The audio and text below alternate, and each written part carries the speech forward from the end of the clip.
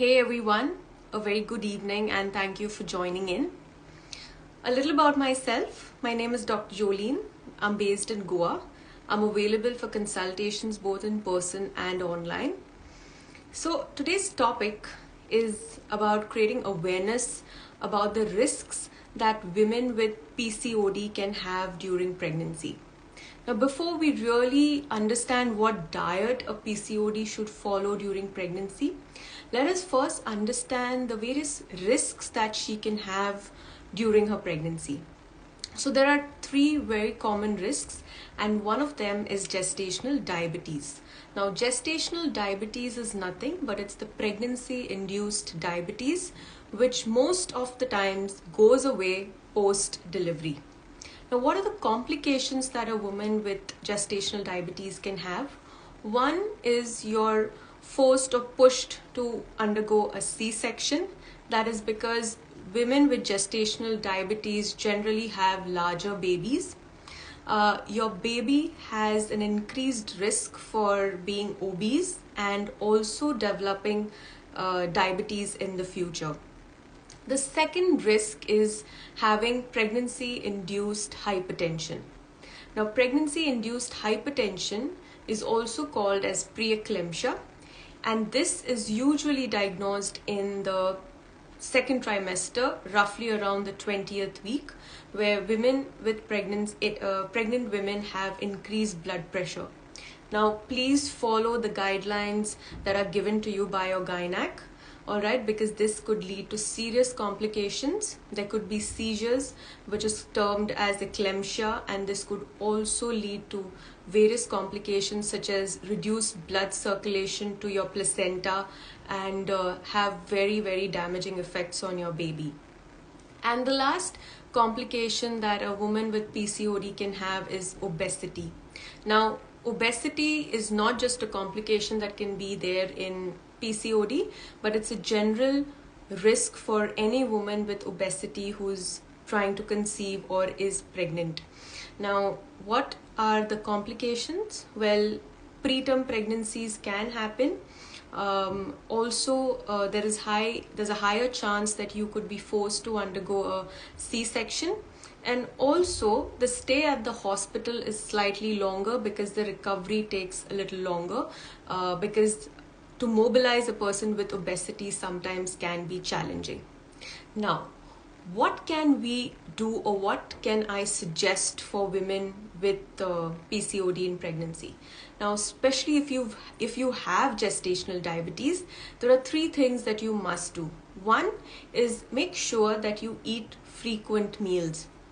So try and have 3 main meals or 3 big meals every day. Do not skip your breakfast and have 2 or 3 snacks in between. Try and see that you're always having these meals, frequent meals in gestational diabetes. Second very important factor is having fiber in your diet.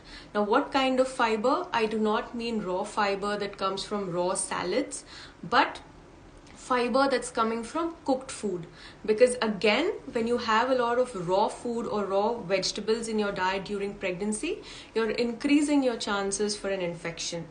So have cooked fiber, fiber in the form of your grains, pulses, cooked sabzis, and also fruits should be a part of your diet.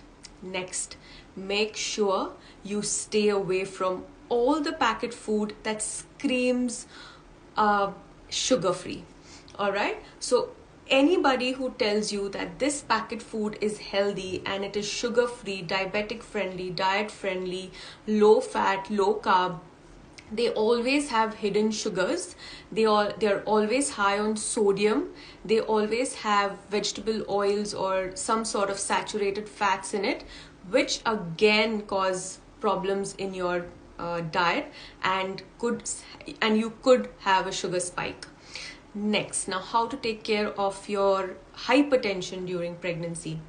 One of the most important things that you need to do is deep breathing. Now, if you speak to any person, if you're into yoga, you're into meditation, you're into deep breathing, you all know the effects that it has on the body. And especially for women with hypertension in pregnancy, make sure that you breathe well. You make a conscious effort to breathe deeply, because this not just will take away your stress and will also help to regulate your blood sugars, but it also helps to increase blood circulation in the body. So deep breathing is one of the most important factors that you can practice during pregnancy. The next is stay away from all sorts of fast foods, restaurant foods, packet foods, because these are all foods that are high in sodium, high in preservatives, high in flavoring agents, and this increases your risk for hypertension and also increases your BP during pregnancy. And last but not the least, stay active. Be active as much as possible, and also stay away from caffeinated beverages. When I say caffeinated beverages, that does not mean that you could have decaffeinated beverages. That again can contribute to your increased blood pressure because of the other hidden preservatives and sugars that these products have. But at large, stay away from caffeinated beverages, stay away from coffee, because this can lead to increased blood pressure. And last, about obesity. Obesity, one of the main tips that I can give you is stay active, be active. 30 minutes of exercise every day. Now, if you cannot really manage to get 30 minutes straight, make sure you break it down. You could do 15 minutes in the morning, 15 minutes in the evening. And another very important factor that you need to keep in mind is, if you want to exercise during pregnancy, make sure that you get a good guide, a good coach who can actually explain and understand what your body needs, because it's a very, very sensitive situation. Don't do it by yourself. Take help of a coach during pregnancy if you're exercising. Next, make sure that you stay hydrated. Women with obesity during pregnancy need to stay hydrated. Does not just mean liquids, but also make sure that you eat a lot of fruits. Fruits and vegetables are very hydrating. Stay away from all the refined carbs, because these refined carbs are very dehydrating. They're very low on sugar content and make you feel very, very parched and dehydrated. So ensure that you're getting good you're staying hydrated and you're getting those fluids and fruits and vegetables in your diet. And the last tip is avoid overeating. Now, we live in a country like India, and when women get pregnant, or especially when it's the first pregnancy, everybody is really overwhelmed and everybody wants to give you unsolicited advice. And one of the biggest advice is that, oh, you're pregnant, so you need to eat for 2 people, so your meals are just doubled in size. But that's not really true. You need to ensure that you're not overeating. Pregnancy requires just about 500 calories more, not more than that. You do not really need to have, another 1,500 calories in your diet when you're pregnant. You're not eating for 2 people, you're eating for yourself, and you're ensuring that your baby gets nutrition from what you're eating, but do not overeat. All right.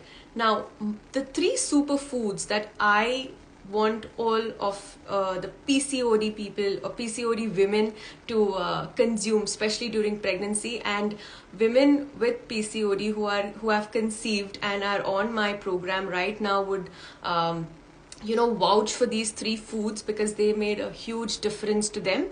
One is omega. Now, omega in the form of fish, if you're a non-vegetarian, and if you're a vegetarian, then definitely different kinds of nuts and seeds. And flax seeds have a good amount of omega. You can always roast them and have them directly, or you could powder it, make laddus out of it. So try and see that you get omega in your diet. Next is kesar, saffron. Now, just 2 strands of kesar, add it to your water. You can keep it overnight, soak it overnight in water and have it in the morning. Or you could just add 2 strands of kesar in a glass of milk, bring it to a boil and consume it before you go to bed. Kesar makes a huge difference. It is rich in antioxidants and it ensures that you have good gut health during pregnancy, good skin, good hair, and it also helps to manage your hormones and your mood during pregnancy. And the last food is fermented foods. Now, fermented foods are very good probiotics. There is no need of consuming store-bought probiotics or probiotics which are pushed by influencers and social media. You need not have these kind of probiotics because your gut is going to be well equipped to manage foods or manage the gut bacteria with the food that you're eating. So what should you be eating? Rice. Rice is the best probiotic that you can have. Home cooked rice in the form of general steamed rice with a curry or a dal, and don't forget that spoon of ghee on it. Secondly, you could make curd rice, you could make a pulao, you could make masala rice. Any sort of a rice dish that's cooked at home works perfectly. It's the best probiotic. Next is your fermented batters. So you can make your idlis, your dosas, uttapams, appams. So fermented batter is something that you should be doing at least once a week if you're expecting, because it's one of the best source of probiotics. And last but not the least is one secret that I have is giving women who are pregnant cashew nuts, because cashew nuts, just before you go to sleep, you can either soak them before you go to sleep and consume them just before you go to sleep, because the magnesium in these cashew nuts really helps blood circulation. It ensures that you get good sleep, and at the same time it ensures that the absorption of calcium from the supplements that you're taking or from the food, and also the absorption of vitamin D is good. So magnesium ensures that your calcium and vitamin D absorption is good and you get the best out of whatever food you're eating, because most of us during pregnancy suffer from sleeplessness. There is insomnia, especially during the second and the third trimester. So you don't really need to take magnesium supplements. Just ensure that you're having 5 or 6 cashew nuts every day before you go to sleep. So that's all about it. If you guys have any questions, please reach out to me. I am available on Instagram, Facebook, or you could also reach out to me on WhatsApp. You can reach out to me also on my website, that is drjolene.com. If you have liked this video and you feel that it could help somebody that you know, maybe a family member or a friend, please don't forget to share this video with them, because I'm sure if you have loved this video, they would also love it and they would definitely get a lot of knowledge out of it. So thank you very much, guys. I would like to thank all of you for joining in. There are some people who come in every week, every Friday at 7 p.m. They're always there to watch me live. So thank you guys for all the support. I will see you all next time on Friday at 7 p.m. And also let me remind you that I'm going live tomorrow with Urja House at 7 p.m. on Instagram, and I will be discussing about emotional eating. Now, what is emotional eating? Emotional eating is having a relationship with your food wherein you go to food whenever you feel stressed, you feel anxious, and how emotional eating can actually affect your life. All right, so if you know somebody who's having a problem with food, or who does not have a very good relationship with food, or who's an emotional eater, you could always inform them. I'll be going live tomorrow at 7 p.m. with Urja House. Do join in tomorrow as well. Thank you so much. Good night. Bye bye.